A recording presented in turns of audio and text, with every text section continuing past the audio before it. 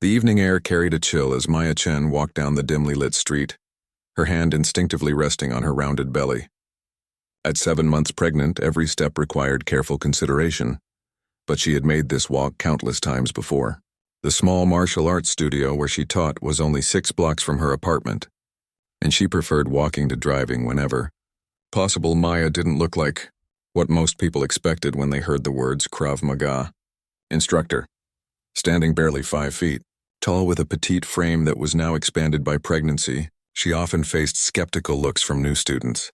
What they didn't know was that she had been training since she was 8 years old, earning her black belt by age 12 and becoming one of the youngest certified instructors in the country by 16.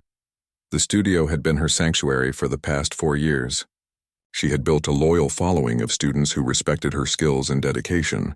Even now, well into her pregnancy, she continued teaching modified classes, demonstrating techniques with careful precision while her advanced students helped with the more physical demonstrations.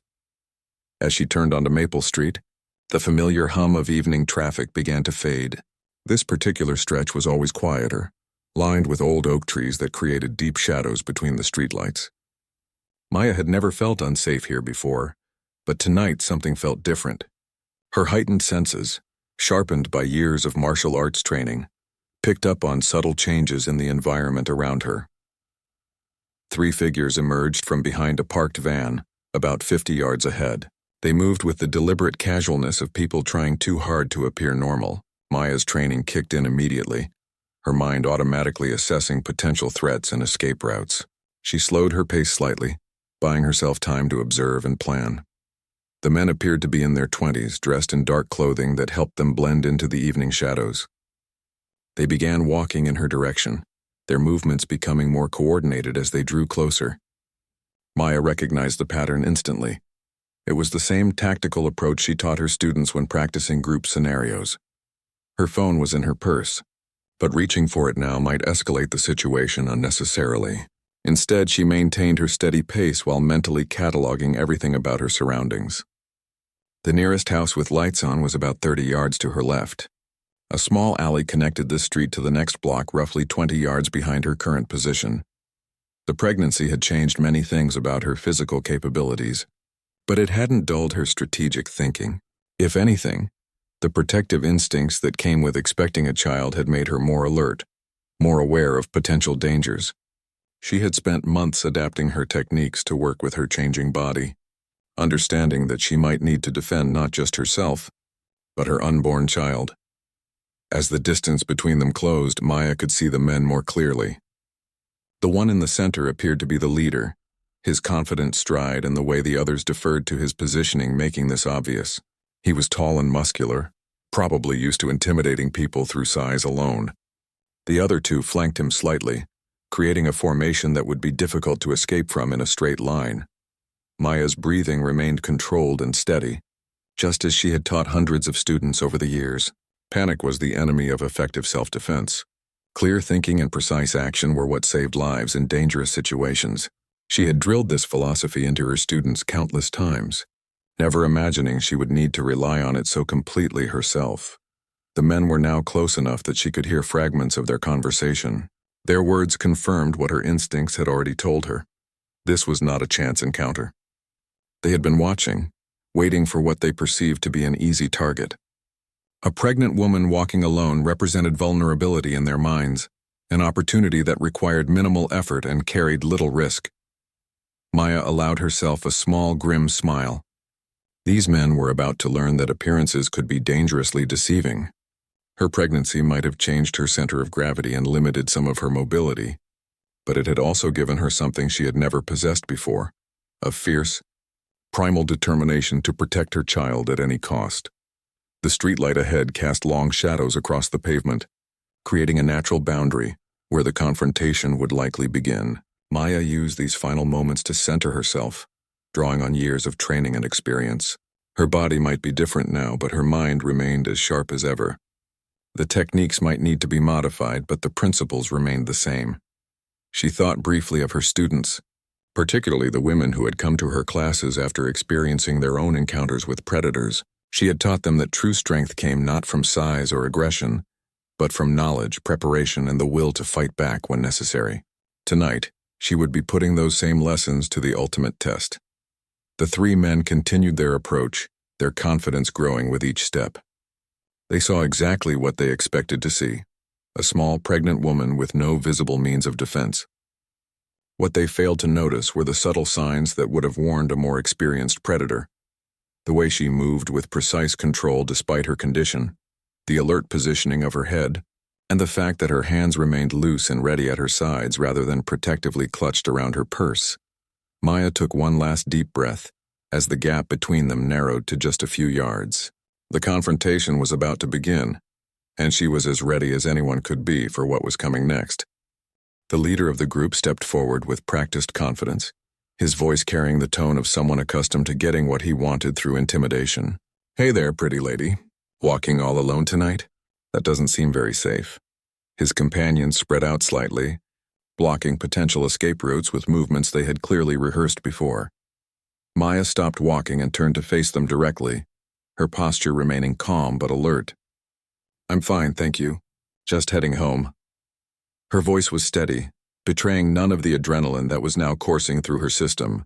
Years of teaching had given her experience in projecting authority even when facing larger, more aggressive opponents. The man on the left, shorter than the leader but stockier, stepped closer. "Come on now, don't be unfriendly. We just want to help you out. Maybe you could help us out too." His meaning was unmistakable, and Maya felt her protective instincts sharpen to a razor's edge. These weren't desperate thieves looking for quick cash. They were predators who had chosen her specifically because they believed her pregnancy made her helpless. "I appreciate the offer, but I really need to get home," Maya replied, taking a small step backward to maintain distance while appearing to retreat. This positioning was deliberate, giving her room to maneuver while making her appear more vulnerable to her would-be attackers. "My husband is expecting me." The leader laughed, a sound devoid of genuine humor. "Your husband? I don't see any husband around here. Looks like it's just you and us." He gestured to his companions, who moved closer in response to the unspoken signal. "Why don't you just cooperate and nobody needs to get hurt? Think about that baby you're carrying." The mention of her unborn child triggered something primal in Maya. These men had just made the mistake of threatening the one thing she would die to protect. Her grandmother had once told her that a mother's love was the most dangerous force in nature, and for the first time, Maya truly understood what that meant. "You're right," she said quietly, her hand moving to rest protectively over her belly. "I do need to think about my baby." What the men didn't realize was that thinking about her child wasn't making her more compliant, it was making her absolutely lethal. The stocky man reached out to grab her arm, confident that a pregnant woman would offer no real resistance. This was his first critical error. Maya's response was instantaneous and devastating. She caught his wrist with her left hand while her right hand drove upward in a sharp palm strike to his nose. The technique, modified to work with her changed center of gravity, delivered maximum impact with minimal effort. Blood erupted from the attacker's face as cartilage shattered under the precisely applied force. The pain and shock caused him to stumble backward, his hands flying to his injured nose while tears streamed down his cheeks. Maya had taught this exact technique dozens of times, but never had it felt more satisfying than it did in this moment. The leader's confident expression vanished, replaced by surprise and anger. "You little witch. You're going to pay for that." He lunged forward, his size and rage making him dangerous but also predictable. Maya had faced countless aggressive opponents in training, and she knew that anger made people sloppy. Instead of trying to match his forward momentum, Maya used his aggression against him. She stepped to the side and slightly forward, using a modified hip throw that worked perfectly with her lowered center of gravity. The attacker's own force carried him past her and sent him crashing into a nearby fence with a solid thud that echoed through the quiet street. The third man, who had been positioned to cut off her escape, hesitated for a crucial moment. This hesitation revealed that he was the follower of the group, more comfortable when his companions were taking the lead. Maya recognized this type of personality from her teaching experience. Remove the leaders, and followers often lost their nerve entirely. She didn't give him time to regain his confidence. Moving with controlled aggression, she advanced toward him while he was still processing what had just happened to his companions. Her approach was methodical and terrifying. every movement demonstrating years of training and absolute determination. "Stay back," the remaining attacker shouted, pulling a knife from his jacket pocket. The blade gleamed under the streetlight, adding a new level of danger to the confrontation. "I'll cut you and that baby if you come any closer." Maya stopped her advance but showed no fear at the sight of the weapon. She had trained extensively with knife defense techniques, understanding that weapons could be taken away and used against their wielders by someone with the right knowledge and timing. The man holding the knife was shaking slightly, his grip uncertain, clear signs that he was not experienced with using it as anything more than an intimidation tool. "You don't want to do this," Maya said calmly, her voice carrying an authority that made the man's hand tremble even more. "Put the knife down and walk away. This doesn't have to get any worse for you." Behind her, the leader was struggling to get back to his feet, dazed from his impact with the fence. The stocky man was still dealing with his broken nose, blood continuing to flow freely as he tried to stem the damage. Both were learning that their intended victim was nothing like what they had expected. The knife-wielding attacker looked nervously between his injured companions and the small, pregnant woman who had just dismantled their carefully planned assault. His worldview was crumbling in real time, and Maya could see the moment when desperation began to override whatever common sense he might have possessed. She prepared herself for what would likely be the most dangerous part of the encounter, knowing that a panicked person with a weapon was often more dangerous than a confident one. The man with the knife made his move with the desperate unpredictability of someone who had never been in a real fight before. He slashed wildly through the air, hoping to frighten Maya into submission rather than actually trying to cut her. This amateur approach was exactly what she had been expecting, and she was ready for it. Maya's response demonstrated why knife defense was one of her specialty areas of instruction. Instead of backing away from the blade, she moved toward it, controlling the attacker's wrist before he could build momentum for a more dangerous strike. Her left hand clamped down on his knife hand like a vice while her right elbow drove into his solar plexus with calculated precision. The impact drove all the air from his lungs in a whooshing gasp, and his grip on the knife loosened immediately. Maya twisted his wrist in a technique that forced him to either drop the weapon or risk having his wrist broken. The knife clattered harmlessly to the pavement as he doubled over, struggling to breathe. "That's what happens when you threaten a mother," Maya said quietly, her voice carrying a cold edge that none of the men had heard before. She kicked the knife away, sending it skittering into the darkness beyond the reach of streetlight. The leader had finally managed to get back on his feet, though he was clearly shaken from his encounter with the fence. Blood trickled from a cut on his forehead and his movements were unsteady. The confident predator who had approached her minutes earlier was gone, replaced by someone who was beginning to understand that he had made a terrible mistake. "This isn't over," he growled, though his voice lacked the authority it had carried before. "We know what you look like now. We'll find you again." Maya turned to face him fully, and something in her expression made him take an involuntary step backward. "No, you won't," she said with absolute certainty, "because you're going to leave town tonight and never come back. And if you're smart, you'll spread the word that pregnant women aren't easy targets." The stocky man was still trying to control the bleeding from his nose. His earlier aggression completely vanished. He kept shooting nervous glances at Maya, as if she might attack again at any moment. The reality was sinking in for all three men that they had chosen the wrong victim entirely. Maya reached into her purse and pulled out her phone, holding it where all three men could see it clearly. "I'm going to call the police now. You have about 30 seconds to decide whether you want to be here when they arrive." Her thumb hovered over the emergency dial, ready to make the call immediately. The man she had disarmed was still gasping for air, his face pale in the streetlight. He looked between his companions and Maya, clearly wanting nothing more than to be anywhere else. "Let's go," he wheezed to his companions. This was a mistake. "Don't listen to him," the leader snarled, though his conviction was wavering. "She's just one woman. There are three of us." Maya smiled then, and it was not a pleasant expression. "You're right. There are three of you. And you've all just learned what one pregnant Krav Maga instructor can do. Would you like to find out what happens when I stop holding back?" The implications of her words hit the men like a physical blow. Everything that had happened so far, the broken nose, the fence collision, the disarming, had been Maya restraining herself, adapting her techniques to work around her pregnancy. The realization of what she could do without those limitations was terrifying. A car turned onto the street in the distance, its headlights cutting through the darkness. The approaching vehicle seemed to break whatever spell had been holding the three men in place.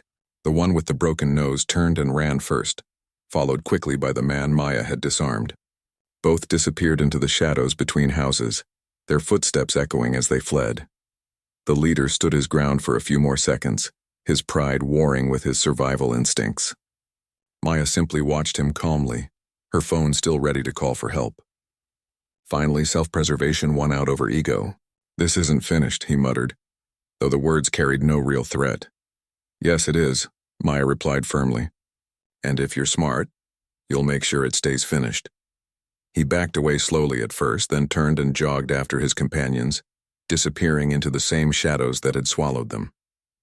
Maya waited until she could no longer hear their footsteps before allowing herself to relax slightly. The approaching car passed by without stopping, its driver apparently unaware of the drama that had just unfolded on the quiet street. Maya stood alone under the streetlight, her heart rate beginning to return to normal as the adrenaline slowly faded from her system. She looked down at her hands, which were remarkably steady despite everything that had just happened. Years of training had prepared her for exactly this type of situation, but experiencing it while pregnant had added layers of complexity she had never anticipated.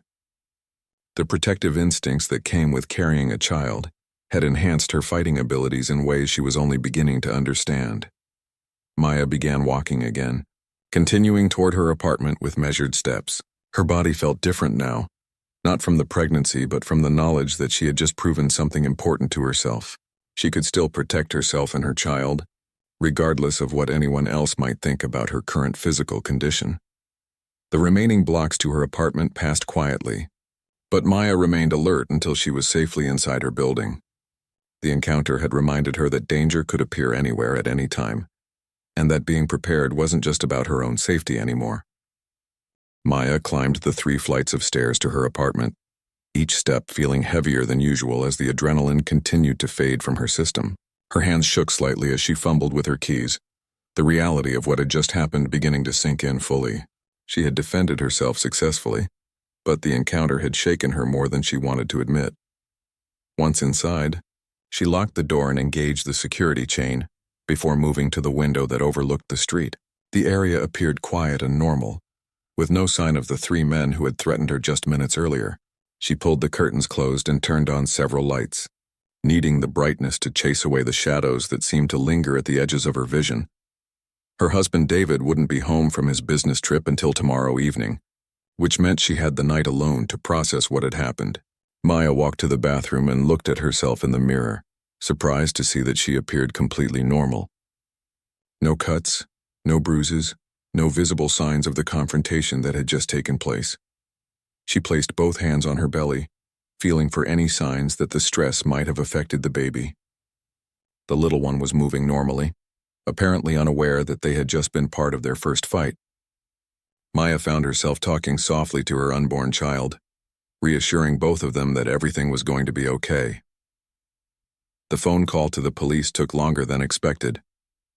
The dispatcher was professional but clearly surprised by Maya's calm, detailed report of the incident. She provided descriptions of all 3 attackers, including their approximate ages, heights, and the clothing they had been wearing. The broken nose and knife would make at least 2 of them easy to identify if they sought medical treatment. Officer Sarah Martinez arrived within 20 minutes, a seasoned patrol officer who had seen enough street crime to recognize the signs of someone who had successfully defended themselves. She listened carefully to Maya's account, taking detailed notes and asking follow-up questions that demonstrated her experience with these types of cases. "You said you're a Krav Maga instructor?" Officer Martinez asked, looking up from her notepad. "That explains a lot. Most people don't handle encounters like this so effectively, especially when they're outnumbered 3-1. Maya nodded, feeling a mixture of pride and concern. "I've been training since I was 8 years old. But this was different. I've never had to use my skills in a real situation like this before, especially not while pregnant." The officer smiled with genuine respect. "Well, you probably saved yourself from something much worse than robbery. These guys were clearly experienced at this and they weren't planning to just take your purse and run." Her expression grew more serious. Is there somewhere else you could stay tonight? Just in case they decide to come looking for revenge? Maya considered the question carefully. The men had threatened to find her again, though she suspected they were more likely to avoid her neighborhood entirely after tonight's experience.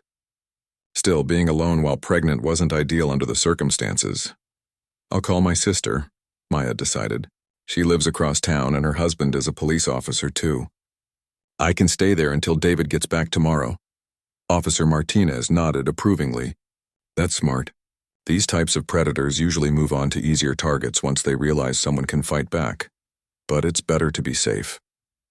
She handed Maya her business card. Call me if you see any of them again or if anything else seems suspicious.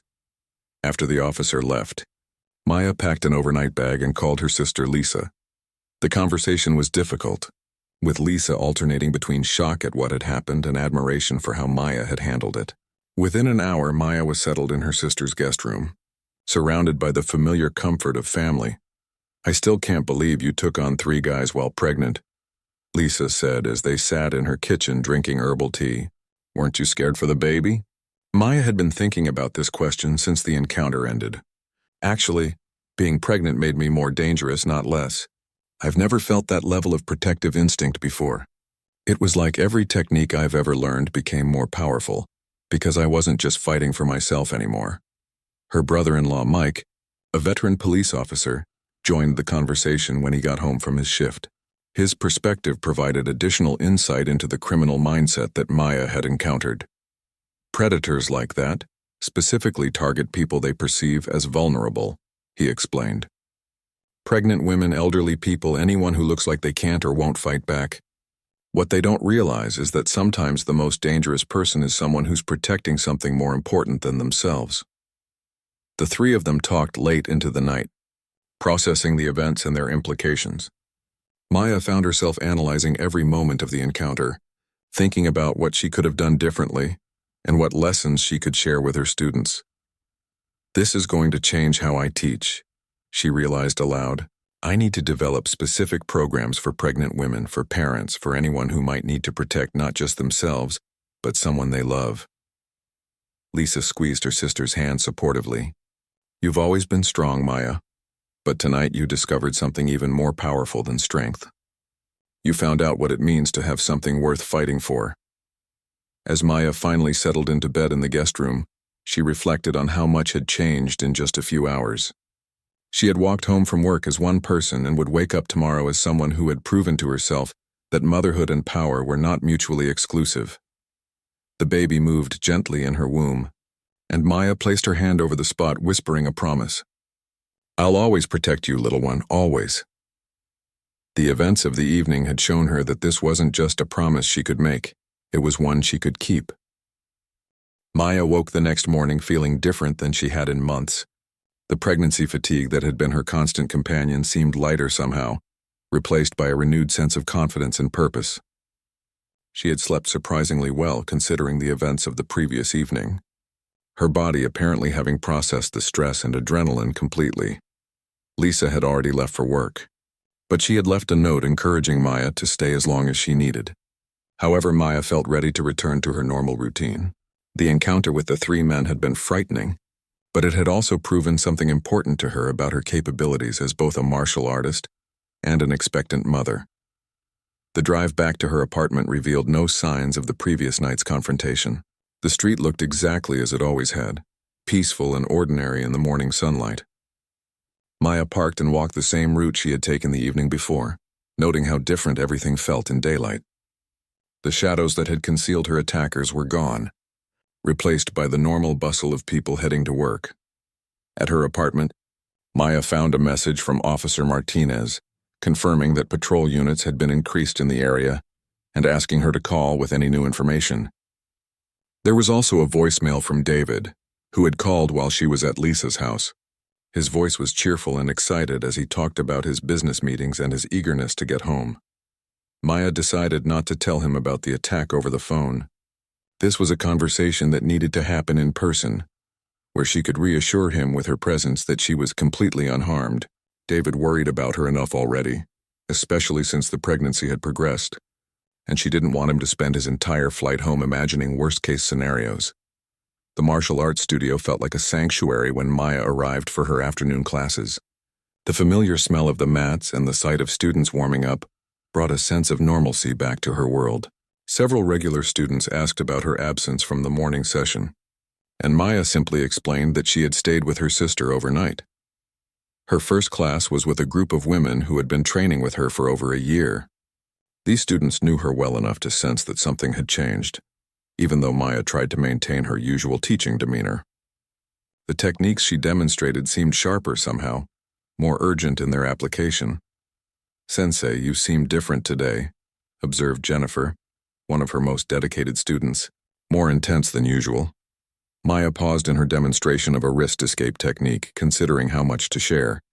These women had come to her classes for the same reason she had started teaching, to feel empowered and capable of protecting themselves. Her experience the night before had given her new insights that could benefit them all. "I had a reminder last night of why we train," Maya said carefully. "Sometimes the techniques we practice in here become more than just exercises. They become tools for survival." The energy in the room shifted as her students picked up on the seriousness in her voice. Maya decided to use this teachable moment to reinforce some critical concepts about real-world self-defense situations. "When someone threatens you, they're counting on your fear to make you compliant," she continued, moving through the escape technique with fluid precision despite her pregnancy. "What they don't expect is confidence backed by skill. That combination can turn any encounter in your favor." The class that followed was one of the most intense Maya had ever taught. Her students responded to her heightened energy with increased focus and determination. The techniques they practiced were the same ones Maya had used the night before, though she adapted each one to work for women of different sizes and physical conditions. During the break between classes, Maya received a call from Officer Martinez with an update. Security cameras from a nearby business had captured images of 2 of the 3 attackers, and one of them had been identified from previous arrests. The investigation was progressing, and the officer expected to make arrests within the next few days. The guy with the broken nose showed up at an emergency room around midnight, Officer Martinez reported with satisfaction. "Hospital security footage got clear shots of his face, and we matched him to the description you provided. He's got a record for assault and attempted robbery." This news provided Maya with additional closure. The men who had threatened her weren't just random criminals. They were repeat offenders who had probably attacked other women before her. By fighting back, she had potentially prevented them from victimizing someone else who might not have been as prepared to defend themselves. Her second class of the day included several newer students, and Maya found herself paying special attention to their defensive postures and situational awareness. One young woman in particular, barely out of college, reminded Maya of herself at that age, confident in her abilities but perhaps not fully understanding how quickly a normal situation could become dangerous. "Remember," Maya told the class as they practiced basic strikes, "the goal is never to hurt someone for the sake of hurting them. The goal is to create an opportunity to escape. Sometimes that requires significant force, and you shouldn't hesitate to use whatever level of response the situation demands." After classes ended, Maya sat alone in the studio for a few minutes, processing how the events of the past 24 hours had already begun to influence her teaching. She realized that her encounter with the 3 men had given her something invaluable, the absolute certainty that her techniques worked in real-world situations. This knowledge would make her a better instructor, but it also carried a responsibility. She now had first-hand experience of what it meant to be truly threatened, and she could use that understanding to better prepare her students for similar situations. David's flight was scheduled to arrive at 6, which gave Maya time to stop by the grocery store and prepare his favorite dinner. She wanted everything to feel normal and welcoming when she told him about the attack. The more comfortable and secure the setting, the easier it would be for him to process the information without becoming overly worried or protective. As she drove home, Maya reflected on how much her perspective had changed in such a short time. Yesterday she had been a pregnant martial arts instructor going about her normal routine. Today, she was a woman who had proven to herself that she could protect her family against any threat.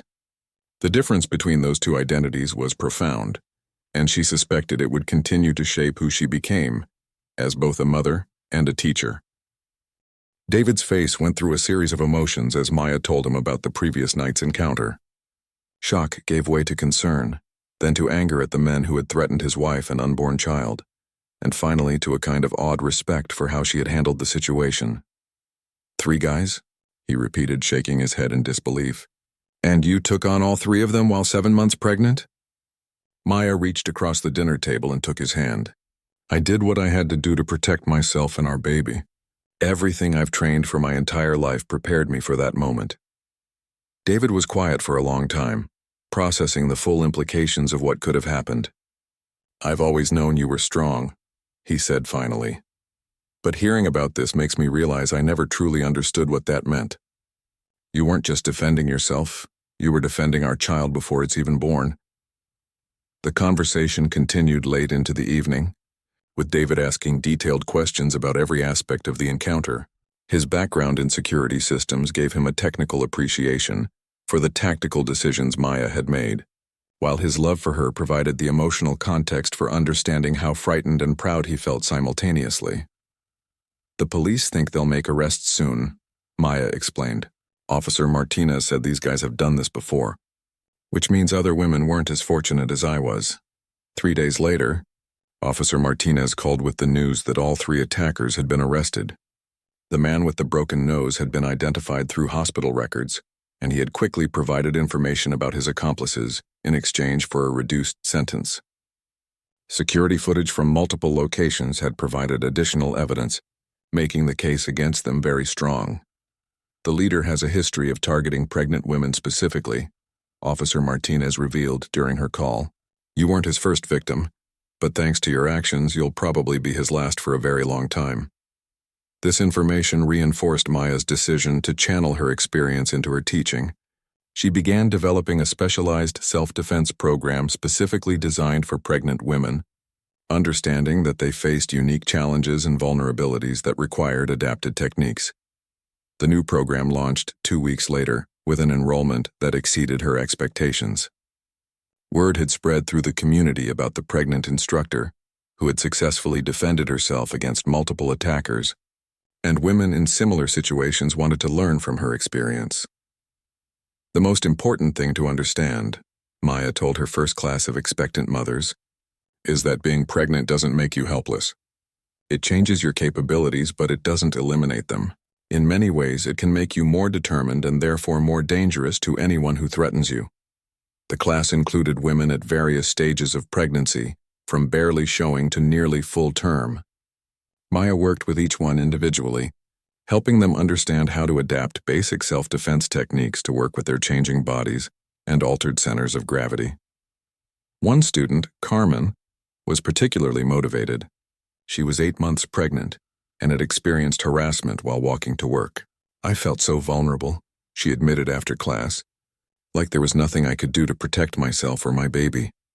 There's always something you can do, Maya assured her. The key is understanding your options and being prepared to use them if necessary.